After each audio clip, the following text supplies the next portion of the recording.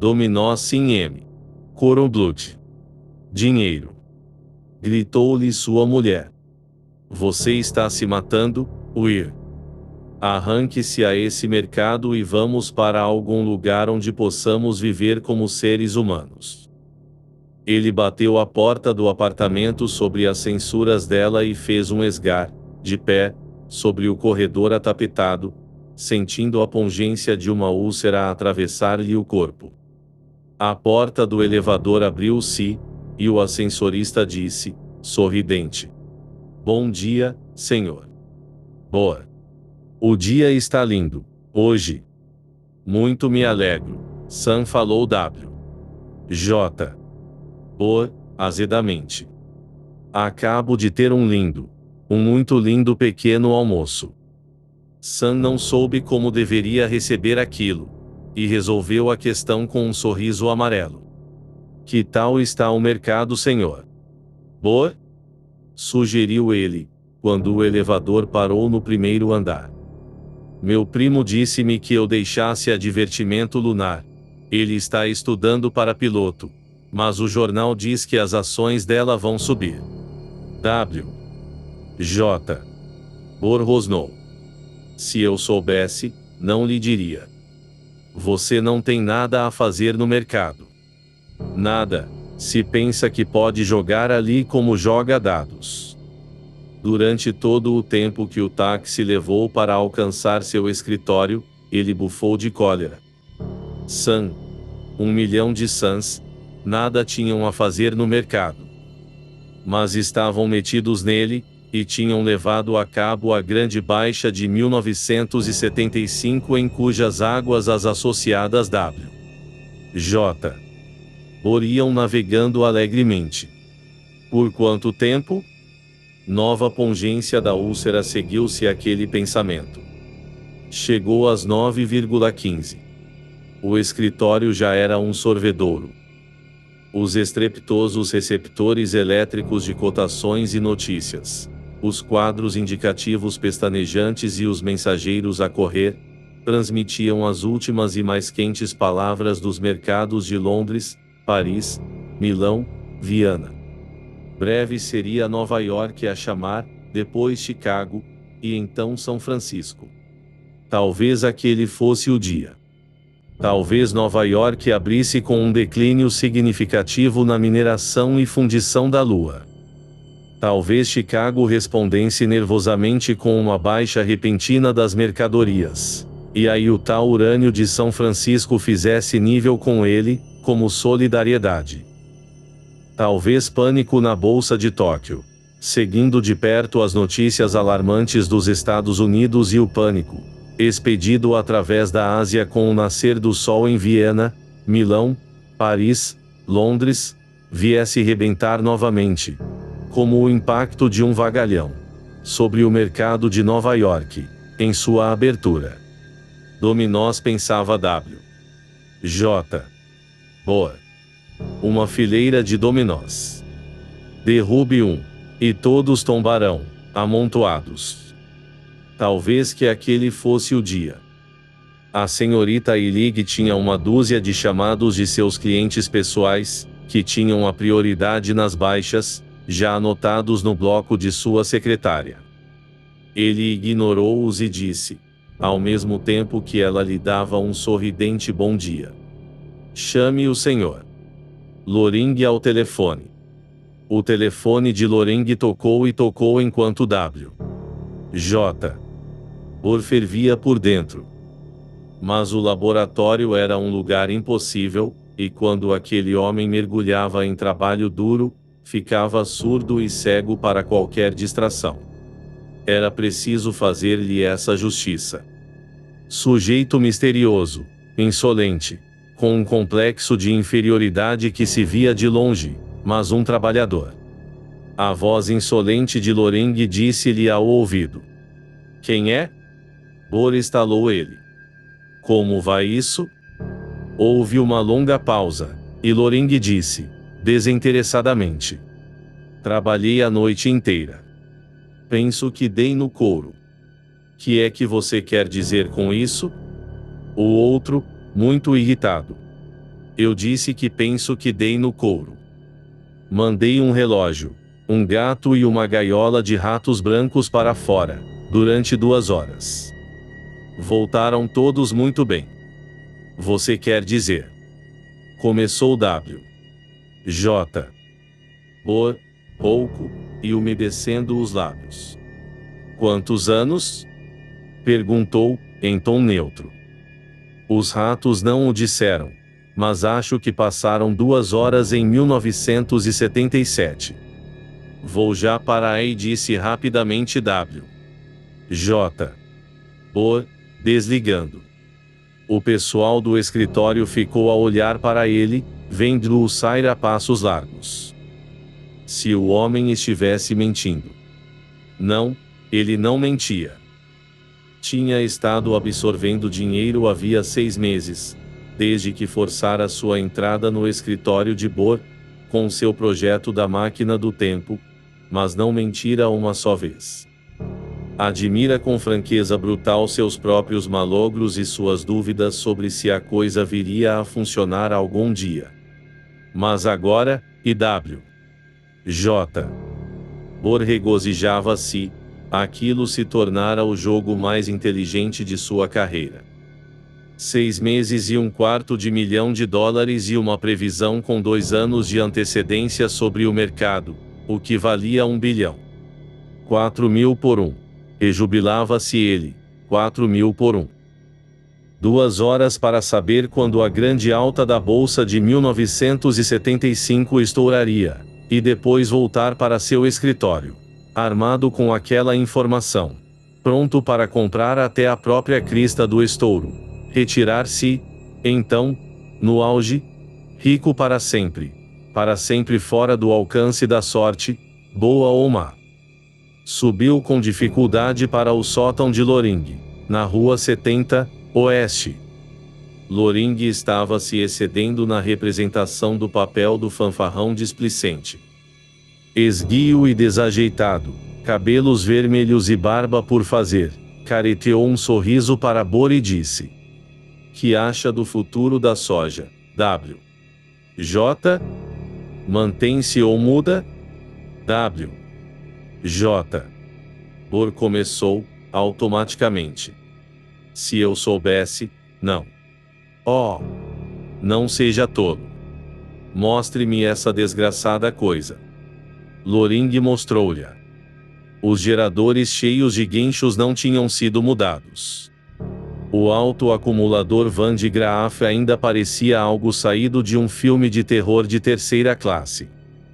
Os 30 pés quadrados de válvulas a vácuo, resistências e arames de embalagem, ainda eram a mesma incompreensível barafunda. Mas, coisa que ali não havia quando de sua última visita, uma cabina telefônica, sem telefone, fora acrescentada. Um disco feito de uma lâmina de cobre, colocado no forro dela, ficava ligado à máquina por um cabo resistente. O piso era uma placa de vidro polido. Aí está, disse Loring. Arranjei isto num ferro velho e adaptei-o lindamente. Quer ver uma experiência com os ratos? Não, disse W. J. Boa. Quero experimentar pessoalmente. Para que é que você pensa que eu o estou pagando? Fez uma pausa e perguntou. Garante que não há perigo? Ouça, W. J. Disse Loring, eu não garanto coisa alguma. Penso que isto o mandará para 2 anos além, no futuro. Penso que se estiver de volta, aqui, dentro dessas 2 horas tornará a sentir-se de volta, ao presente. Uma coisa eu lhe direi, se isto chegar a mandá-lo, realmente, para o futuro, o melhor é que retorne à máquina, dentro de 2 horas. De outra forma você pode recuar para o mesmo espaço, como um pedestre que passeia ou um carro que se move e uma bomba H estará em seu caminho. A úlcera de W. J. Bordoel. Com dificuldade, ele perguntou: há alguma outra coisa que eu não deva saber? Nenhuma, disse Loring, depois de pensar um momento. Você é apenas um passageiro que paga. Então, vamos. W. J. Bor verificou se trazia consigo seu caderno de apontamentos e se levava uma caneta de pena macia no bolso, metendo-se, depois, na cabina telefônica. Loring fechou a porta, careteou um sorriso, fez um gesto de adeus e desapareceu, literalmente desapareceu, enquanto Bor olhava para ele. Bor escancarou a porta da cabina e disse: Loring, mas que diabo! E então viu que já ia avançada a tarde, não mais era manhã. E que Loring não se encontrava em lugar algum do celeiro. Que os geradores estavam silenciosos e as válvulas escuras e frias. Que havia ali uma capa de poeira e um leve cheiro de mofo. Saiu correndo do grande aposento e desceu as escadas. Era a mesma rua 70, oeste. 2 horas, pensou ele, e olhou para seu relógio. Marcava 9,55, mas o sol, indubitavelmente, dizia que a tarde se adiantava. Algo acontecera. Resistiu ao impulso de agarrar um menino de ginásio que passava e perguntar em que ano estavam. Havia um ponto de venda de jornais, ao fim da rua, e Bor caminhou para ali mais depressa do que tinha andado nos últimos anos. Atirou uma moeda de 10 centavos e apanhou um post, datado de 11 de setembro de 1977. Tinha chegado. Ansiosamente, correu para a mesquinha página financeira do post. A mineração e fundição da Lua abrira a 27. A urânio a 19. A United compra 24. Baixas catastróficas. O estouro viera. Olhou novamente para seu relógio, em pânico. 9h59. Marcava 9,55, antes. Precisava voltar à cabina telefônica às 11,55, ou... Ele teve um frêmito. Uma bomba H estaria em seu caminho. Agora, devia tratar de saber justamente como fora o estouro. Táxi! Gritou ele, sacudindo seu jornal. O carro parou na sarjeta. Biblioteca Pública Rosnou W. J. Bor, recostando-se para ler o post com júbilo. A manchete dizia: 25 mil pessoas lutam aqui a fim de conseguir o aumento das verbas oficiais para auxílio aos desempregados. Naturalmente. Suspirou, ao ver quem tinha vencido as eleições presidenciais de 1976. Deus, quanto poderia ganhar, de volta a 1975, se quisesse fazer apostas sobre a eleição. Não há onda de crimes, diz o comissário. As coisas não tinham mudado muito, afinal. Loura modelo retalhada no banheiro. Procura-se o misterioso namorado. Aquela notícia ele leu toda, interessado pela fotografia em 2 colunas da loura modelo que trabalhava para uma casa de meias. E percebem, então, que o táxi não se estava movendo. Fora apanhado por um congestionamento de trânsito, duro como pedra. Eram 10h05. Chofer! Chamou ele. O homem voltou-se, apaziguador e assustado. Uma corrida era uma corrida e o tempo de depressão. Não se preocupe, senhor. Vamos sair daqui num minuto. Eles fazem a volta em drive, e isso congestiona a avenida por alguns minutos. É só isso. Logo estaremos correndo. Correram logo, realmente, mas apenas por alguns segundos. O táxi andou polegada por polegada, agonizando pelo caminho, enquanto W. J. torcia o jornal entre as mãos. Às 10h30 atirava uma nota ao chofer e saltava para fora do táxi. Arquejando, alcançou a biblioteca às 10h46 pelo seu relógio. Pelas horas que o resto do mundo seguia naquele dia, era o momento em que se fechavam os escritórios no centro da cidade. Ele esbarrara num bando de moças que o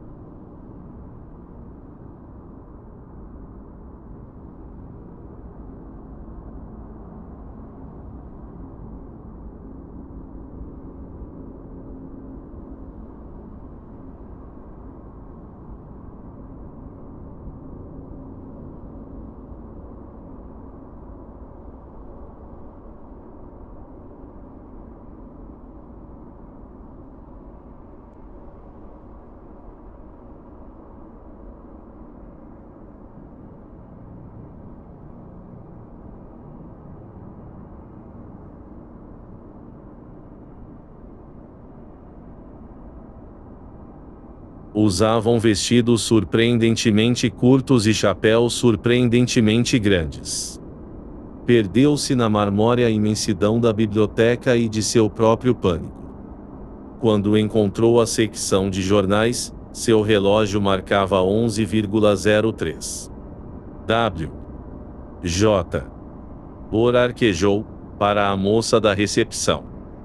Fichário do Jornal da Bolsa, em 1975, 1976 e 1977. Temos os microfilmes de 1975 e 1976, senhor, e cópias soltas deste ano. Diga-me, falou ele, qual foi o ano do grande estouro do mercado? É isso que eu quero saber. Foi 1975, senhor. Quer ver esses? Espere, disse ele. Por acaso recorda-se em que mês foi? Penso que foi em março ou agosto, ou alguma coisa assim, senhor. Dê-me todo o fichário, por favor, disse ele. 1975. Seu ano, seu próprio ano. Teria ele um mês? Uma semana? Ou...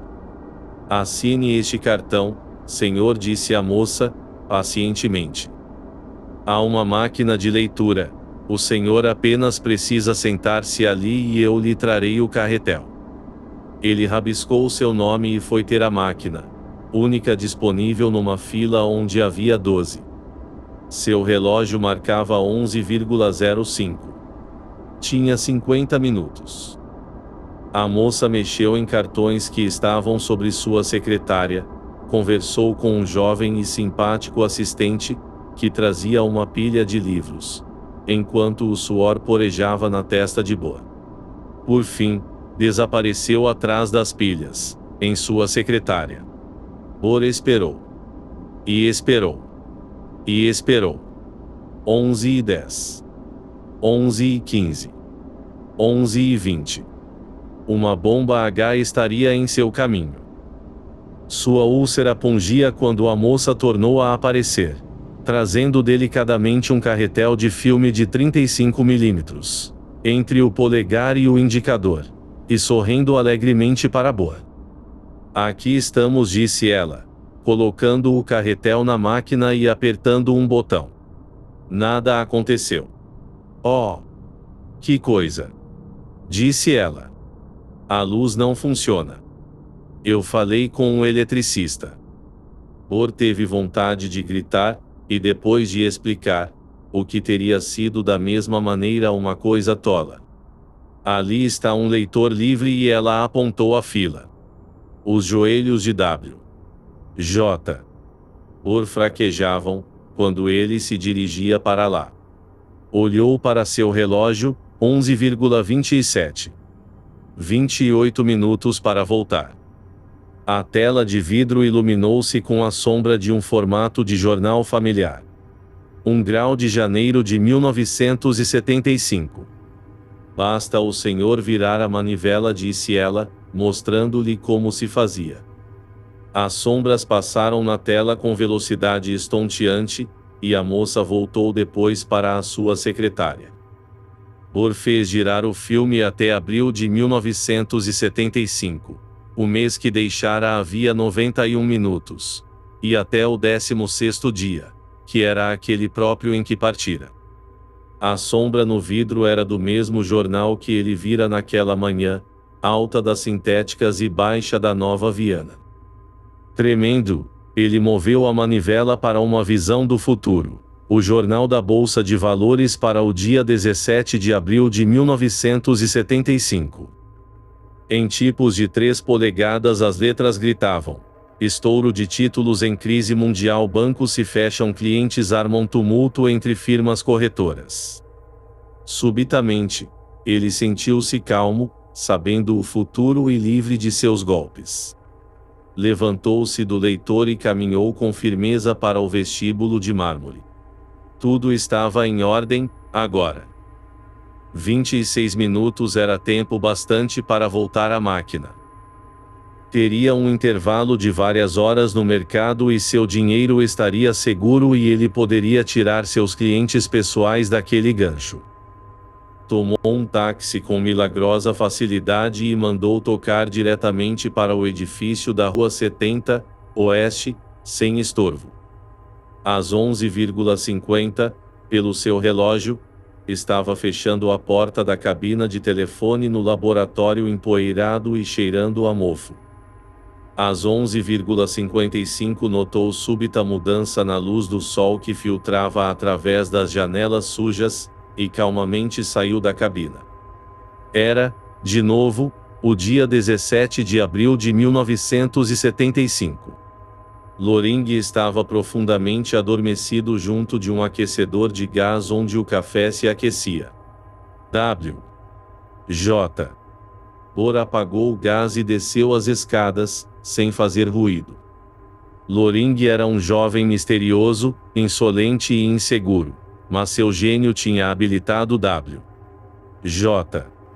Bohr a colher uma fortuna, em áureo momento de perfeição. De volta a seu escritório, chamou seu corretor e disse, com firmeza: Crony, preste bastante atenção. Quero que você venda todas as ações e todos os bônus de minha conta pessoal, imediatamente, no mercado, e que peça cheques certificados em pagamento. Crony perguntou, de chofre: Chefe, o senhor enlouqueceu? Não. Vá me transmitindo um movimento de vez em quando e não perca tempo. Faça seus rapazes trabalharem. Largue tudo o mais. Bohr almoçou alimentos leves que mandou buscar, e recusou-se a ver fosse quem fosse e a atender telefonemas, a não ser de seu corretor.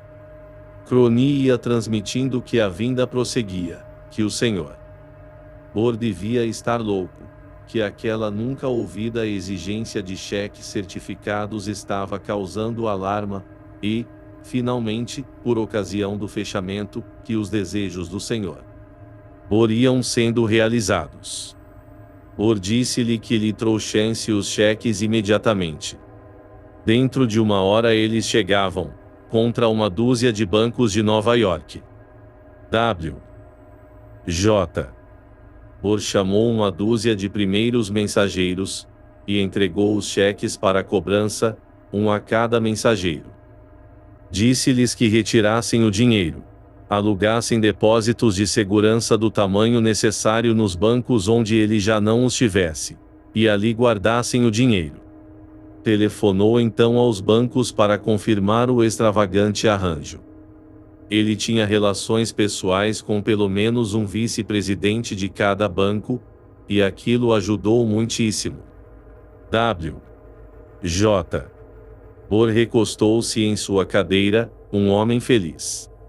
Que viesse o estouro. Voltou-se para seu indicador luminoso pela primeira vez naquela manhã.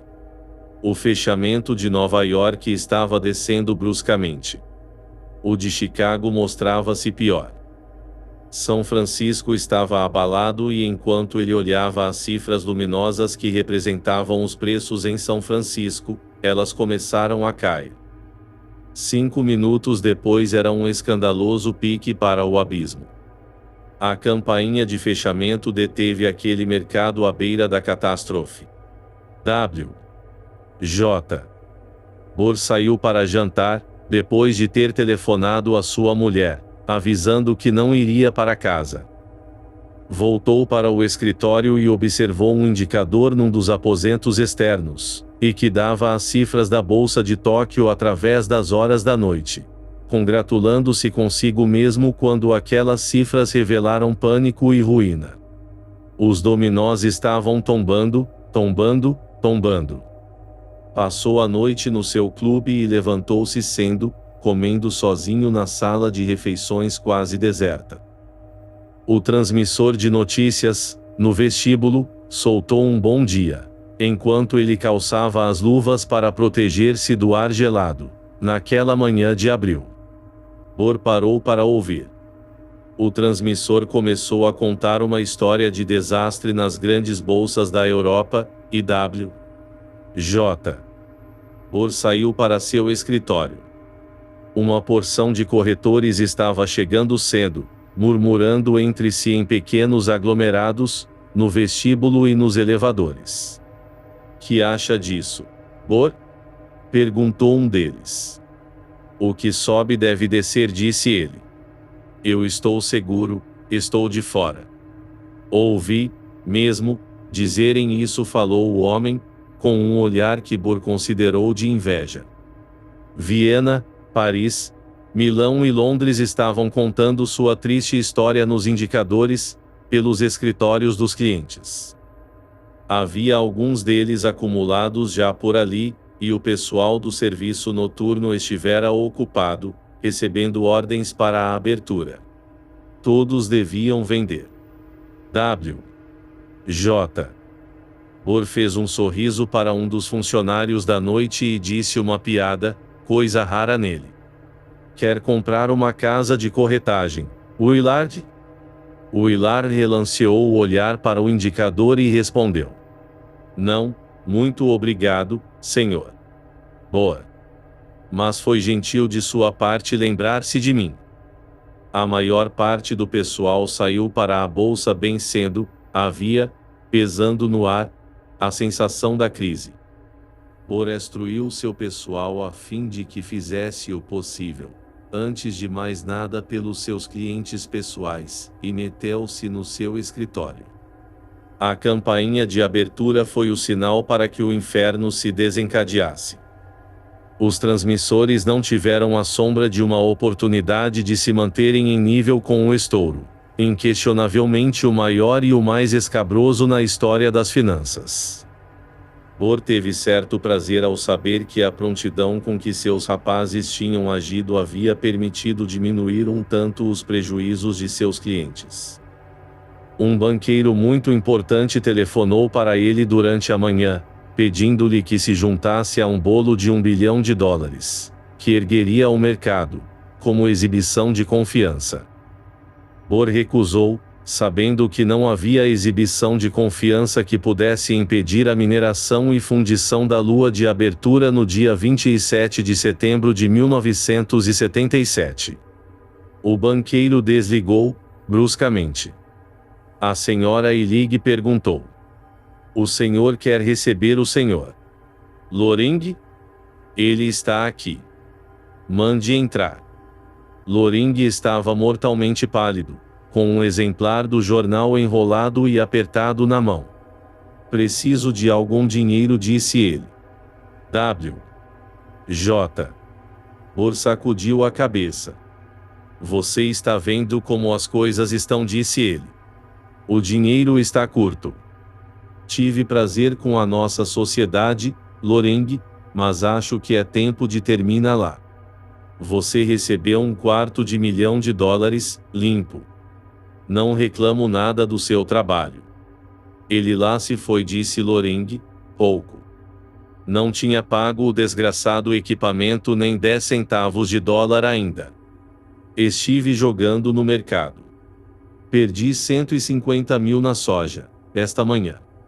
Eles vão desmontar minha máquina e levá-la embora. Preciso de algum dinheiro. Não. Praticamente ladrou W. J. Boa. Absolutamente não. Vão vir com um caminhão para buscar os geradores esta tarde. Eu os escondi. Minhas ações continuam subindo. E agora? Tudo quanto eu queria era ter o necessário em reserva, para continuar trabalhando. Eu preciso de dinheiro. Não disse Boa. Afinal, a culpa não é minha. O rosto feio de Loring estava junto do dele. Não é? Escarneceu ele.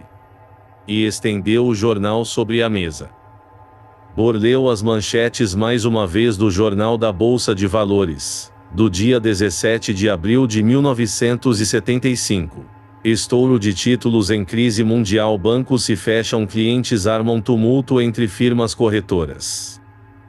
Dessa vez, porém, ele não estava apressado demais para ler o resto. Uma queda mundial de títulos ao iniciar-se um pouco antes do fechamento da Bolsa de Valores de Nova York. Ontem, fez desaparecer bilhões de dólares em papel. Não se vê ainda o final do catastrófico dilúvio de ordens de vinda. Observadores veteranos de Nova York concordam em que a vinda em massa de títulos feita por W. J. Bohr, da Associadas W. J. Bohr, ontem, à tarde, foi o primeiro motivo a determinar o grande estouro que deve agora ser enfrentado. Os bancos foram duramente atingidos pelo. Não é? Rosnou Loring. Não é? Seus olhos pareciam loucos, quando ele estendeu as mãos para o pescoço fino de Bohr. Dominós, pensou Bohr, vagamente, através da dor, e conseguindo, ainda assim, atingir um botão em sua secretária. A senhorita Illig entrou, deu um grito, saiu, e tornou a voltar com 2 robustos clientes. Mas era tarde demais.